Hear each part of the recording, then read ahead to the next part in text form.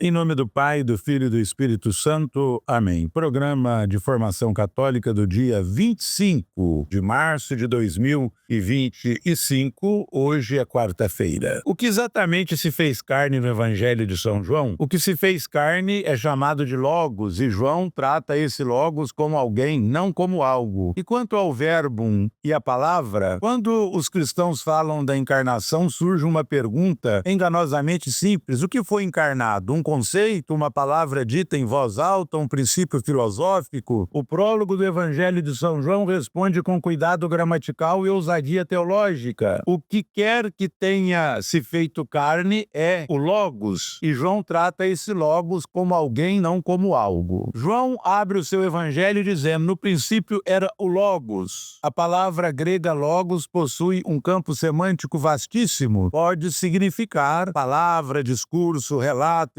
explicação, argumento ou razão. Seu verbo de origem, legem, significa originalmente reunir ou coletar. Um logos é aquilo que reúne a realidade em uma ordem inteligível, uma narrativa montada a partir de eventos, uma lógica extraída de causas, um padrão que dá sentido às coisas. Na filosofia grega, logos poderia até designar a estrutura racional do cosmos. João se apropria dessa riqueza e a reformula. Ele atribui relacionamentos a Logos. O Logos está em Deus, uma expressão que sugere orientação e presença, e era Deus. A sintaxe é fundamental aqui. O Logos compartilha a natureza de Deus sem ser idêntico ao Pai. Desde a primeira linha, o Logos de João se relaciona. Por que a palavra ainda funciona com cautela? As Bíblias em português traduzem Logos como palavra ou verbo, uma escolha herdada de séculos de leitura cristã. Nas Escrituras, palavra frequentemente significa expressão eficaz, um discurso que realiza aquilo que declara. A própria criação se desenrola por meio de tal fala. Faça-se. A palavra no Evangelho de João é a autoexpressão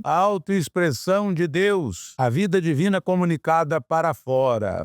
Isso se torna explícito em João 1,14, e o Logos se fez carne. O verbo egeneto tornou-se, ou fez-se, sinaliza uma mudança real na história. E sarx, carne, aponta para a condição plena da vida humana, a mortalidade, a vulnerabilidade, a existência corporal. Ao usar carne, João recolhe e escolhe deliberadamente um termo que resiste à espiritualização. O que entra na história compartilha nossos limites materiais. O verbum é a herança latina no Evangelho. Quando o cristianismo latino traduziu Logos como verbo, utilizou uma palavra que combina fala com ação. Este é o gênio da tradução de São Jerônimo. Verbum pode significar palavra falada, mas é também a raiz de verbo, a palavra do fazer, da ação. Existiam outras opções em latim: ratio, razão, ou sermo, discurso, mas verbo preservou o sentido de uma expressão que age. Essa escolha moldou a teologia. Santo Agostinho fala do verbum como autoconhecimento do Pai, eternamente gerado, pessoal, vivo. O termo latino sustentou a reflexão sobre o Filho como a própria expressão de Deus, sem dissolvê-lo em um princípio abstrato. A Igreja mais tarde insistiria com precisão que o Filho eterno assumiu uma natureza humana completa. Como afirma o Catecismo da Igreja Católica no número 464, o Filho tornou-se verdadeiramente homem, permanecendo verdadeiramente Deus. A linguagem de João é correta. Ele escreve sobre o Logos definido, pessoal, que entra em campo. O cristianismo começa com a afirmação de que a própria autoexpressão de Deus tem uma história humana, um corpo humano e um nome humano. A encarnação no relato de João não é a chegada de uma ideia, mas o advento de uma pessoa que pode ser vista, ouvida e tocada. Hoje nós celebramos a solenidade da Anunciação do Senhor, que encontra o seu fundamento bíblico situado na narrativa evangélica do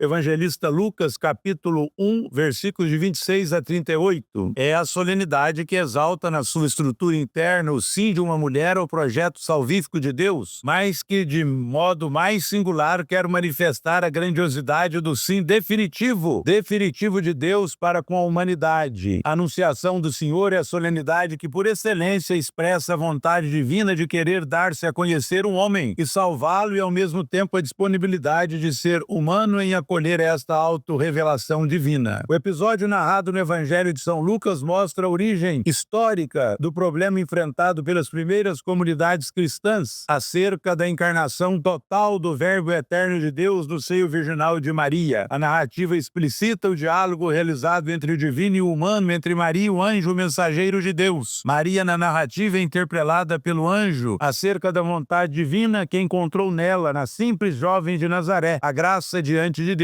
Nesse episódio evangélico, contemplamos que a liberdade humana, que é fruto do amor de Deus aos homens, nunca foi violado pelo Criador. Ao contrário, ele propõe a Maria uma missão, e Maria, na sua total liberdade, se dispõe a realizá-la, mesmo não sabendo como tudo se daria. E o Verbo se fez carne e habitou entre nós. Ave Maria, cheia de graça, o Senhor é convosco. Bendita sois vós entre as mulheres, e bendito é o fruto do vosso ventre, Jesus. Santa Maria, Mãe de Deus, rogai por nós, pecadores, agora e na hora de nossa morte. Amém. O Senhor esteja convosco, Ele está no meio de nós, e a bênção de Deus Todo-Poderoso, Pai, Filho e Espírito Santo, desça sobre vós e permaneça para sempre. Amém. Ide em paz e anunciai o Evangelho do Senhor, graças a Deus.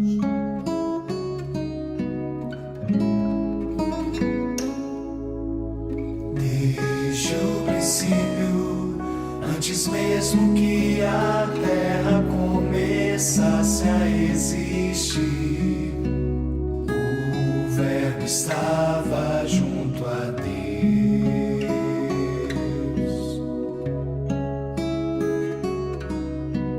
Veio ao mundo e pra não abandonar-nos nesta viagem nos deixou.